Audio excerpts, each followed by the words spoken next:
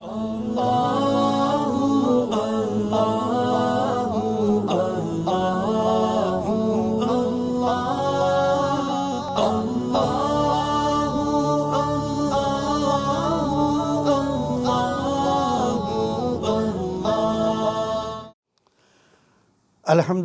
رب العالمین والصلاة والسلام علی اشرف الانبیاء والمرسلین وعلی آلہ الطیبین الطاہرین وعلی آلہ وصحبہ ومن تبعہم بإحسان الی یوم الدین اما بعد عن النبی صلی اللہ علیہ وسلم لا یؤمن احدکم حتی یحب لأخیہ ما یحب لنفسہ رواہ البخاری۔ محترم سامعین و ناظرین، السلام علیکم ورحمۃ اللہ وبرکاتہ۔ ماہ رمضان المبارک کے حوالے سے درس حدیث کے عنوان کے تحت آج یہ ہمارا 26واں پروگرام ہے، اور آج جو حدیث مبارکہ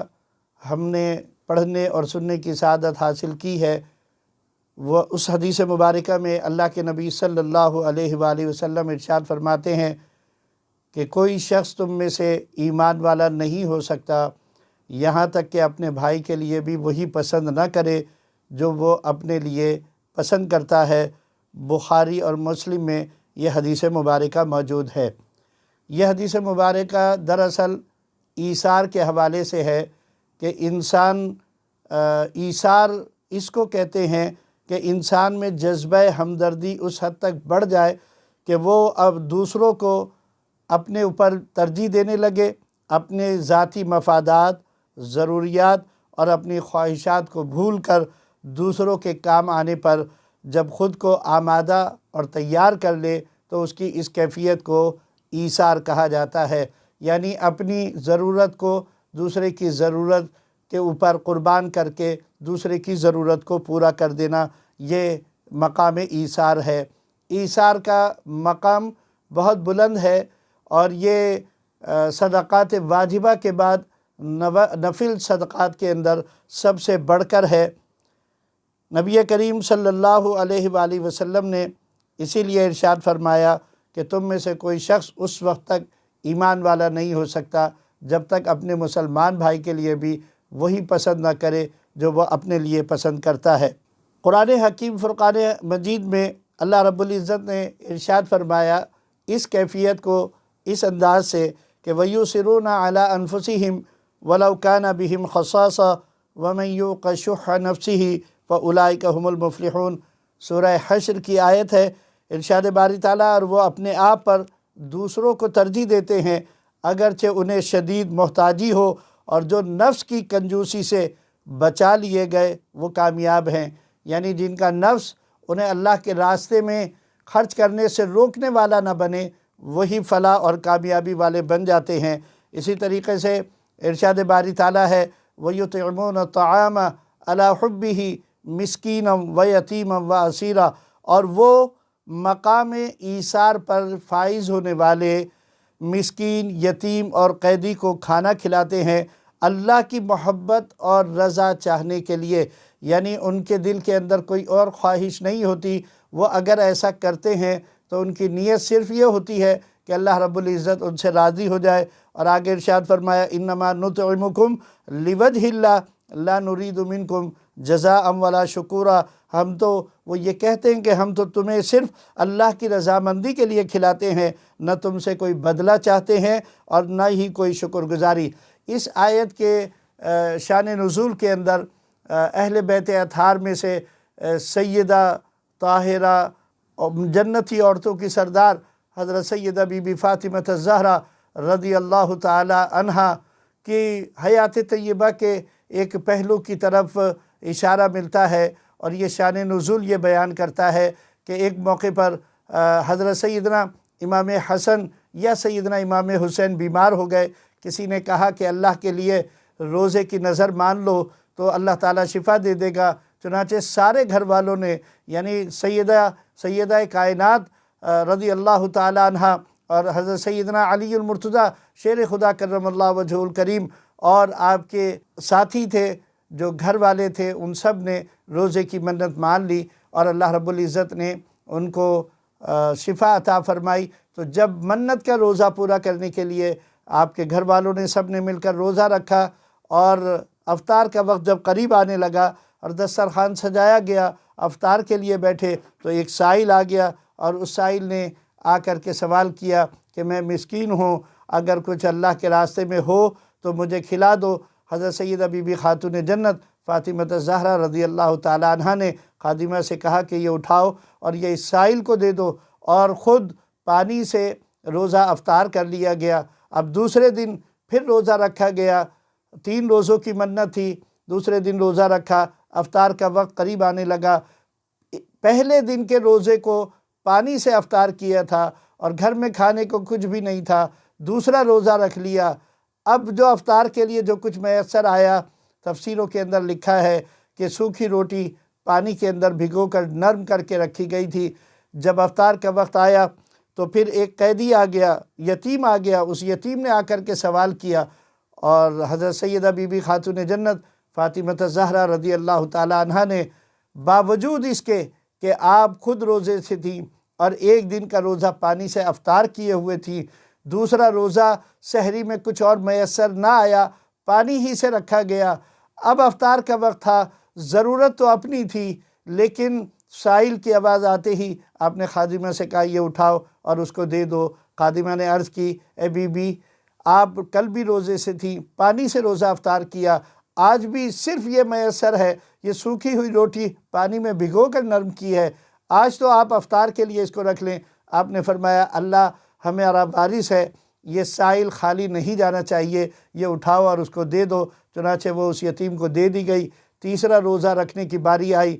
پانی کے ساتھ روزہ افطار ہے اور تیسرا روزہ بھی پانی ہی کے ساتھ رکھا گیا ہے، اور جب افطار کا وقت آتا ہے کچھ بھی میسر نہیں ہے، ایسے ہی سوکھی ٹکڑے موجود ہیں، افطار کے لیے رکھے ہوئے ہیں، تیسرا دن ہے، 3 دن سے روزے کی حالت میں ہیں، پانی سے افطار کیا جا رہا ہے، کھانے کو کچھ میسر نہیں ہے، اور پھر جب افطار کا وقت قریب ہوتا ہے تو ایک قیدی آ کر کے سوال کرتا ہے، آپ خادمہ سے فرماتی ہیں اٹھاؤ یہ اس کو دے دو۔ وہ کہتی ہے بی بی آج تیسرا دن ہو گیا اور آپ پانی سے روزہ افطار کر رہی ہیں، آپ تو یہ آپ کی ضرورت ہے۔ آپ نے فرمایا ہمارے لیے اللہ کافی ہے، آپ یہ اس کو دے دیں۔ اللہ تعالیٰ کو یہ ادا ایسی پسند آئی کہ نبی کریم صلی اللہ علیہ وسلم کے پاس یہ آیت مبارکہ نازل ہوئی، وَيُطْعِمُونَ الطَّعَامَ عَلَىٰ حُبِّهِ مِسْكِينًا وَيَتِيمًا وَأَسِيرًا انما نطعمکم لوجہ اللہ لا نرید منکم جزاء ولا شکورا۔ سورہ دہر کی آیتیں ہیں۔ اللہ تعالیٰ نے تحسین فرمائی ہے ان کے اس عمل کی کہ اپنی ضرورت کے اوپر انہوں نے سائل کی ضرورت کو ترجیح دی، اور یہ صرف ایک واقعہ نہیں بلکہ ایسے بے شمار واقعات خود نبی کریم صلی اللہ علیہ وآلہ وسلم کی حیات طیبہ سے اور صحابہ کرام کی حیات طیبہ سے ہم کو ملتے ہیں۔ ایک موقع پر حضرت سیدنا ابو ہریرہ رضی اللہ تعالیٰ عنہ بیان فرماتے ہیں کہ ایک شخص نبی کریم صلی اللہ علیہ وسلم کی بارگاہ میں حاضر ہوا، وہ مسافر تھا اور بھوکا تھا۔ اس نے عرض کی یا رسول اللہ صلی اللہ علیہ وسلم، میں مسافر بھی ہوں اور بھوکا بھی ہوں اور فاقے سے بے چین ہوں۔ آپ صلی اللہ علیہ وسلم نے حضرت بلال حبشی رضی اللہ تعالیٰ عنہ کو اپنے ازواج کے ایک حجرے کی طرف بھیجا کہ جاؤ دیکھو وہاں اگر کچھ کھانے کے لیے موجود ہو تو لا کر کے اس سائل کو کھلایا جائے۔ وہ جب گئے ان بی بی کے گھر میں اور جا کر کے نبی کریم صلی اللہ علیہ وسلم کا پیغام دیا تو انہوں نے فرمایا اس ذات کی قسم جس نے آپ صلی اللہ علیہ وسلم کو حق کے ساتھ بھیجا ہے، میرے پاس سوائے پانی کے کچھ بھی موجود نہیں۔ چنانچہ وہ دوسرے زوجہ محترمہ کے حجرے کی طرف تشریف لے گئے، یہاں تک کہ تمام ازواج مطہرات کے حجروں سے انہیں سوائے اس کے اور کوئی جواب موصول نہیں ہوا کہ ہمارے پاس سوائے پانی کے گھر میں کھانے کے لیے کچھ بھی موجود نہیں ہے۔ قربان جائیے یہ وہ گھرانہ ہے کہ جو تاجدار کائنات صلی اللہ علیہ وآلہ وسلم کا گھرانہ ہے، جن کو اللہ نے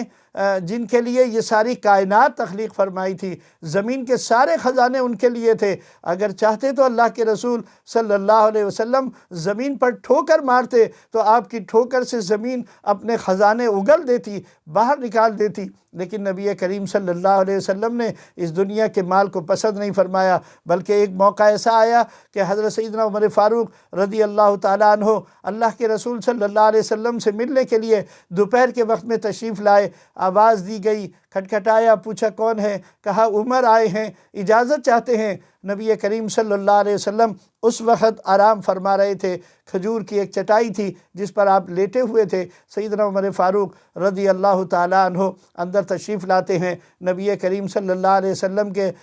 پیراہن مبارک جسم پر سے گرمی کی وجہ سے اترا ہوا تھا۔ آپ نے دیکھا سیدنا عمر فاروق رضی اللہ تعالیٰ عنہ نے کہ نبی کریم صلی اللہ علیہ وآلہ وسلم کی پیٹھ مبارک پر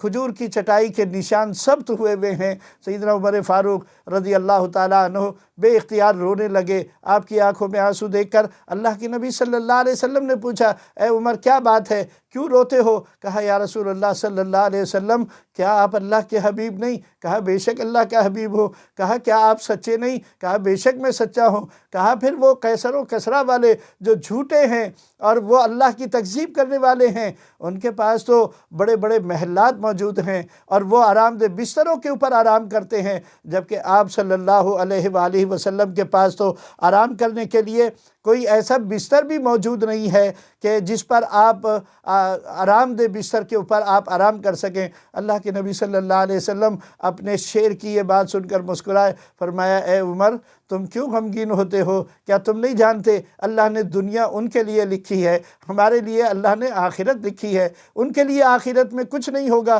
اللہ آخرت میں ہمیں اس کا بدل عطا فرمائے گا۔ اللہ کے نبی صلی اللہ علیہ وسلم کی یہ شان ہے۔ ایک بھی زوجہ محترمہ کے گھر سے کھانے کو کچھ نہ ملا تو جب حضرت بلال حبشی رضی اللہ تعالیٰ عنہ واپس آئے اور عرض کی یا رسول اللہ صلی اللہ علیہ وسلم، تمام ازواج مطہرات کے حجروں سے صرف ایک ہی بات، ایک ہی جواب ملا کہ ہمارے پاس پانی کے سوا اور کوئی چیز کھانے پینے کی موجود نہیں ہے۔ تو اللہ کے نبی صلی اللہ علیہ وسلم پھر اپنے صحابہ کے درمیان مخاطب ہوئے اور کہا ہے تم میں سے کوئی جو اللہ کے اس مہمان کو، اس مسافر کو اپنے گھر مہمان بنا لے؟ ایک صحابی اٹھے، غالباً حضرت ابو طلحہ انصاری رضی اللہ تعالیٰ عنہ ہیں یا حضرت ابو ایوب انصاری رضی اللہ تعالیٰ عنہ ہیں، ان دونوں میں سے کوئی ایک تھے۔ وہ اٹھے اور کہا کہ یا رسول اللہ صلی اللہ علیہ وسلم، میں اللہ کے اس مہمان کو آج رات اپنے گھر میں مہمان بنا لوں گا۔ آپ نے اجازت دے دی، وہ اس مہمان کو لے کر اپنے گھر میں آئے، کمرے میں بٹھالا، اپنی زوجہ محترمہ کے پاس گئے،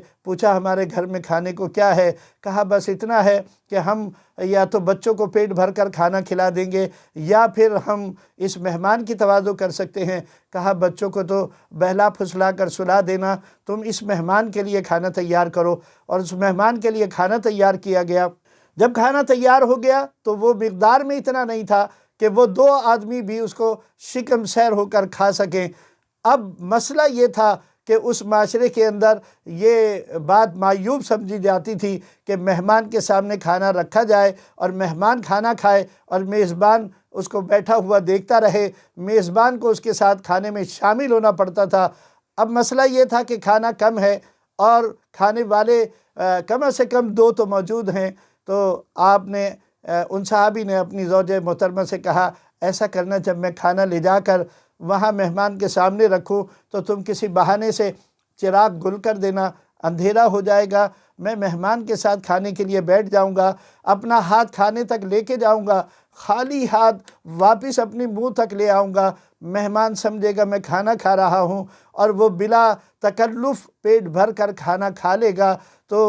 دونوں نے اس بات کو منظور کر لیا۔ اب کھانا تیار ہو گیا، مہمان کے سامنے لا کر رکھا گیا۔ اللہ اکبر، کیسی قربانی ہے! اپنی ضرورت کو اللہ کے راستے میں ایسے قربان کیا جاتا ہے۔ بھوکا رہنا پسند ہے لیکن اللہ کے مہمان کو بھوکا رکھنا پسند نہیں ہے۔ اپنے بچوں کو، جس کے لیے ماں باپ کے دل میں سب سے زیادہ نرمی اور رحم ہوتا ہے، اپنے بچوں کو بہلا پھسلا کر بھوکا ہی سلا دیا گیا اور مہمان کے سامنے کھانا رکھا۔ آپ کی زوجہ آئی، کسی بہانے سے چراغ کو گل کیا، کھانا جب سامنے رکھ دیا گیا تو اس صحابی نے اس مسافر مہمان سے کہا شروع کرو اللہ کے نام سے۔ اس نے کھانا شروع کیا۔ آپ اس کے ساتھ اپنا ہاتھ اس کھانے تک لے جاتے اور واپس اپنے منہ تک لے کر آتے اور منہ کو اس انداز سے چلاتے کہ اس سامنے والے مہمان کو یہ محسوس ہوا کہ وہ آپ کھانے میں اس کے ساتھ شامل ہیں اور وہ اکیلا کھانا نہیں کھا رہا ہے۔ اس نے بلا تکلف پیٹ بھر کر کھانا کھایا۔ جب شکم سیر ہو گیا تو یہ سارا گھرانہ اللہ کی رضا کے لیے بھوکا ہی ساری رات سویا۔ صبح جب ہوئی اور یہ اٹھ کر یہ صحابی اس مہمان کو لے کر اللہ کے رسول صلی اللہ علیہ وآلہ وسلم کی خدمت میں حاضر ہوئے اور سلام پیش کیا، تو نبی کریم صلی اللہ علیہ وآلہ وسلم نے ان صحابی سے یہ ارشاد فرمایا کہ رات جو تم لوگوں نے، تم دونوں میاں بیوی نے مہمان کے ساتھ جو سلوک کیا، جو ایثار کا مظاہرہ کیا، اللہ رب العزت کو وہ بہت پسند آیا ہے۔ پتہ یہ چلا کہ اللہ کے ہاں یہی اور ایسی ہی عبادات پسندیدہ اور مقبول ہیں کہ جس میں انسان اپنی ذات کی اور اپنی ضرورت کی بات کو قربان کرے اور اللہ کے راستے میں اللہ کے بندوں کے اوپر خرچ کرنے میں بلا تعامل اس کو خرچ کر دے۔ اسی طریقے سے علامہ ابن کثیر رحمۃ اللہ علیہ فرماتے ہیں کہ ایک صحیح حدیث میں ہے کہ جس کے پاس کمی اور قلت ہو، خود کو ضرورت ہو اور پھر بھی وہ اللہ کے راستے میں خرچ کرتا ہے، اس کا یہ صدقہ افضل اور بہترین ہے۔ جنگ یرموک کا ہمیں وہ واقعہ نہیں بھولنا چاہیے کہ جب جنگ ختم ہوئی اور زخموں سے چور پڑے ہوئے تھے کہ یکایک ایک جگہ سے آواز آئی، العطش العطش، کہ میں پیاسا ہوں، میں پیاسا ہوں۔ ایک صحابی پانی لے کر اس آواز کی طرف دوڑے، ابھی اس آواز کے پاس پہنچے ہی تھے کہ دوسری طرف سے آواز آئی، العطش العطش، کہ میں پیاسا ہوں، میں پیاسا ہوں۔ ان صحابی نے پہلے والے زخمی صحابی کے حلق کے اندر پانی ڈالنا چاہا تو انہوں نے اپنا منہ سختی سے بند کر لیا، بولنے کی استطاعت نہیں تھی، ہاتھ کے اشارے سے ان سے کہا کہ پہلے میرے اس بھائی کو پانی پلا دو۔ وہ اس بھائی کی طرف پانی لے کر پہنچے تو تیسری طرف سے آواز آ گئی، اس دوسرے نے بھی اسی ایثار سے کام لیا، اپنا منہ سختی سے بند کر لیا، اشارے سے تیسری کی طرف حکم دیا کہ اس کو پانی پلایا جائے۔ جب وہ تیسرے کے پاس پانی لے کر پہنچے تو دیکھا کہ وہ پیاسا ہی اللہ کے راستے میں شہید ہو گیا اور پیاسا ہی اللہ کی بارگاہ میں چلا گیا۔ دوڑے ہوئے وہ دوسرے کے پاس واپس آئے تو دیکھا وہ بھی زخموں کی شدت سے ناقابل برداشت حالت سے وہ جاں بحق ہو گیا اور اللہ کے راستے میں پیاسا ہی چلا گیا۔ دوڑے ہوئے پہلے کے پاس آئے تو دیکھا کہ وہ بھی زخموں سے چور چور پیاسا ہی اللہ کے پاس روانہ ہو چکا ہے۔ یہ ایثار کا ایک ایسا واقعہ ہے جو ہمیں نہیں بھولنا چاہیے۔ زخمی حالت کے اندر جبکہ شدت کے ساتھ پیاس لگی ہوئی ہے اور انسان کو ضرورت ہے، وہ اس حال میں بھی اپنی ضرورت کو اپنے دوسرے مسلمان بھائی کی ضرورت پہ قربان کرتا ہے، اور یہاں تک کہ وہ تینوں کے تینوں زخمی حالت میں پیاس کی شدت کے ساتھ اللہ کے راستے میں جام شہادت کو نوش کر لیتے ہیں۔ اسی طریقے سے ہمیں یہ واقعہ بھی نہیں بھولنا چاہیے کہ ایک 100 گھرہ محلہ جو مدینہ طیبہ کے اندر ایک موجود تھا، یہ ساتوں کے ساتوں گھرانے جو تھے یہ بڑے ہی تنگ دست تھے۔ ایک مرتبہ نبی کریم صلی اللہ علیہ وآلہ وسلم کے پاس کہیں سے صدقے کی بکری کی سری آئے، آپ نے ایک صحابی کو بلایا اور کہا جاؤ اس محلے کے اندر چلے جاؤ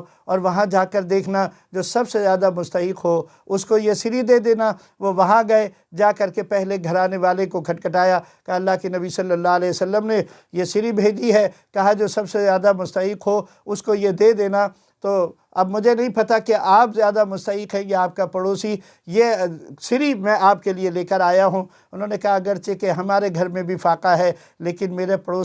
میرا پڑوس والا جو ہے اس کا زیادہ حقدار ہے، وہ میرے سے زیادہ بھوکا ہے، یہ سری تم اس کے پاس لے جاؤ۔ وہ دوسرے کے پاس گئے، اس سے جا کر کے کہا، اس نے کہا اگرچہ کہ میں خود اس کا مستحق ہوں لیکن میرا پڑوسی اس سے زیادہ مستحق ہے، تم اس کے پاس لے جاؤ۔ یہاں تک کہ وہ ایک ایک گھر کے اندر وہ سری لے کر جاتے رہے اور کسی ایک گھر والے نے بھی اس کو یہ کہہ کر اپنے پاس نہیں رکھا کہ میں اس کا مستحق ہوں، لاؤ مجھے دے دو۔ 7ویں گھر تک اس کو یہی جواب ملتا رہا۔ جب 7ویں گھر میں گئے تو انہوں نے کہا کہ پہلا گھر جو تھا وہی سب سے زیادہ مستحق ہے، تم اس کو دے دو۔ یہ ایثار اور قربانی کی مثال ہے۔ یہ وہ معاشرہ ہے جس کی تشکیل اللہ کے رسول صلی اللہ علیہ وسلم نے کی تھی۔ ان کے دلوں کے اندر ایمان کا ایسا جذبہ پیدا کر دیا تھا کہ وہ بھوکا اور پیاسا رہنا پسند کرتے تھے، لیکن اپنے مسلمان بھائی کے لیے اپنی ضرورت کو قربان کر دیا کرتے تھے۔ یہ حضور نبی کریم صلی اللہ علیہ وسلم کے تربیت یافتہ لوگ تھے۔ ایک موقع پر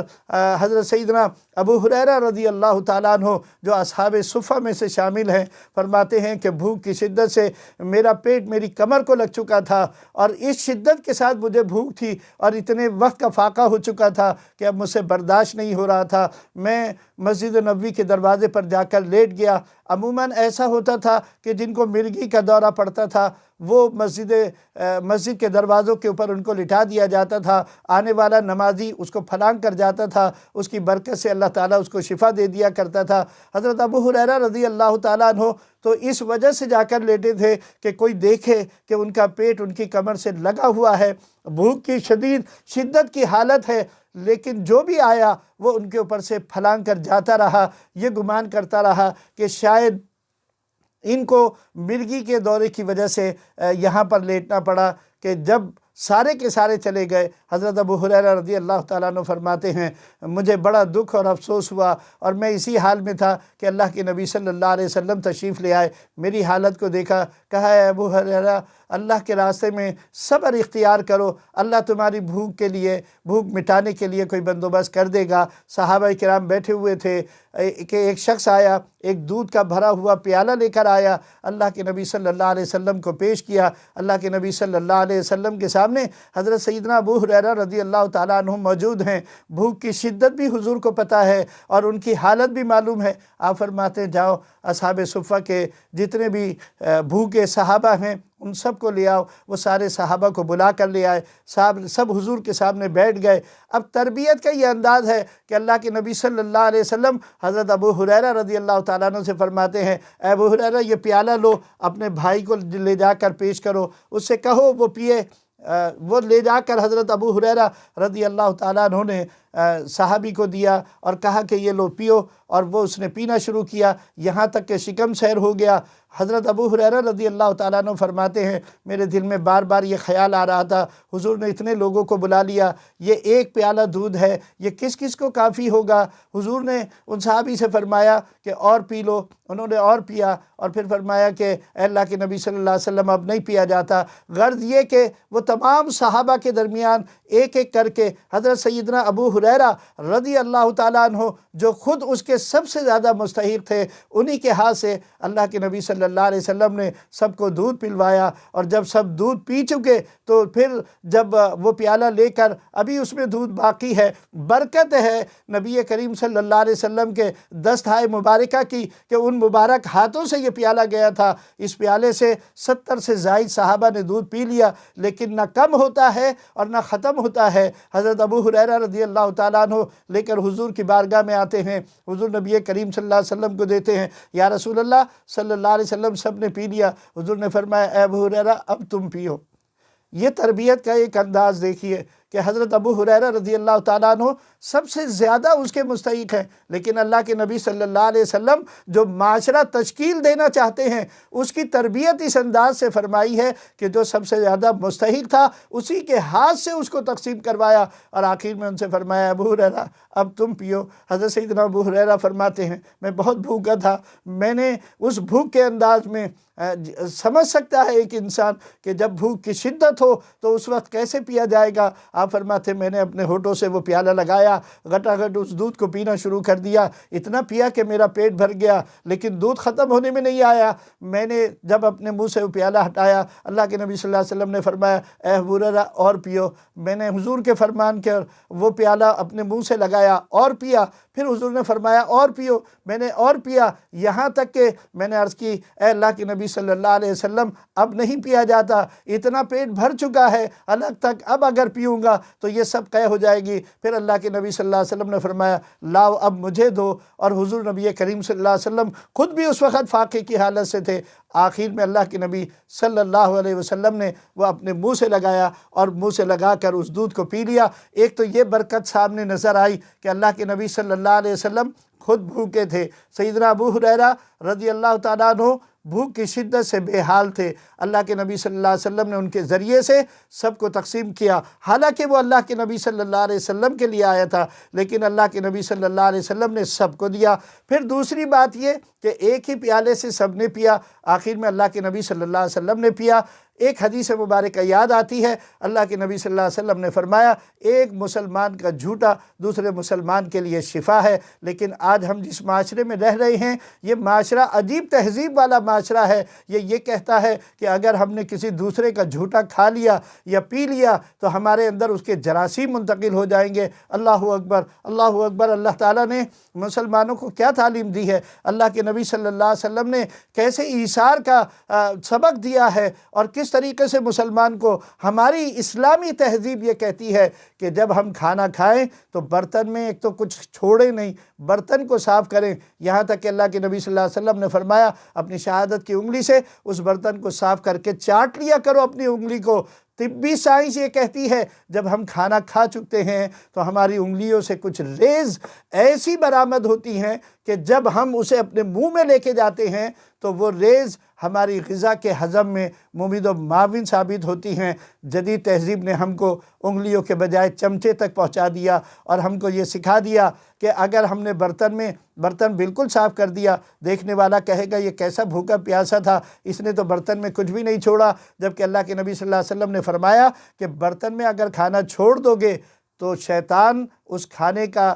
مستحق بن جائے گا اور وہ برتن تمہارے لیے بد دعا کرے گا، اور اگر تم برتن صاف کر لو گے تو وہ برتن تمہارے لیے شفا اور رحمت کی دعا کرے گا، اور شیطان کو اس میں سے کچھ حصہ میسر نہیں آئے گا۔ تو جدید تہذیب اور اسلامی تہذیب کا یہ ایک فرق ہے جو اس حدیث مبارکہ اور اس گفتگو سے ہمارے سامنے آیا کہ مسلمان کا جھوٹا مسلمان کے لیے شفا بنتا ہے۔ عزیزان محترم، ایسی بے شمار مثالیں ہیں جن کو اگر بیان کیا جائے تو ایک طویل وقت درکار ہوگا، لیکن ہم اسی پر اکتفا کرتے ہیں اور اس بات کا ہم مل کر عہد کرتے ہیں کہ انشاءاللہ العزیز ہم اپنے معاشرے میں اسلامی اقدار کو فروغ دیں گے۔ جو نبی کریم صلی اللہ علیہ وسلم نے جس کی تربیت فرمائی تھی اور جو معاشرے کو آپ نے تشکیل دیا تھا، اس کی جو خوبیاں تھیں، انشاءاللہ جو ہمارے علم میں آتی جا رہی ہیں، ہم کوشش کریں گے کہ ہم اپنے اندر، اپنے بچوں میں، اپنے اہل خانہ میں ان صفات کو پیدا کریں، اور اس سے ہمارے معاشرے میں امن و سلامتی اور سکون پیدا ہو جائے۔ ایثار بہت بڑی دولت ہے، ایثار کر کے انسان مطمئن بھی ہوتا ہے، اس کی روح مسرور بھی ہوتی ہے، اس کا رب راضی بھی ہوتا ہے، اور آخرت بھی اسی کی سنورتی ہے اور وہی کامیاب ہوتا ہے۔ آخر میں یاد دہانی کے لیے کہ آج 27ویں شب ہے،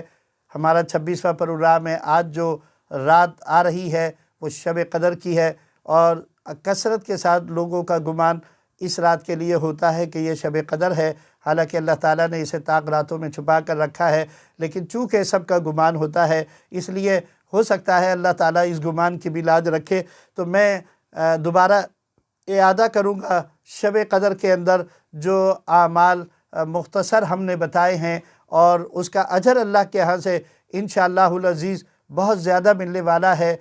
وہ اعمال آپ کو یاد دہانی کے لیے دوبارہ دہرا رہا ہوں کہ آج کی رات میں آپ نے حسب استطاعت صدقہ کرنا ہے۔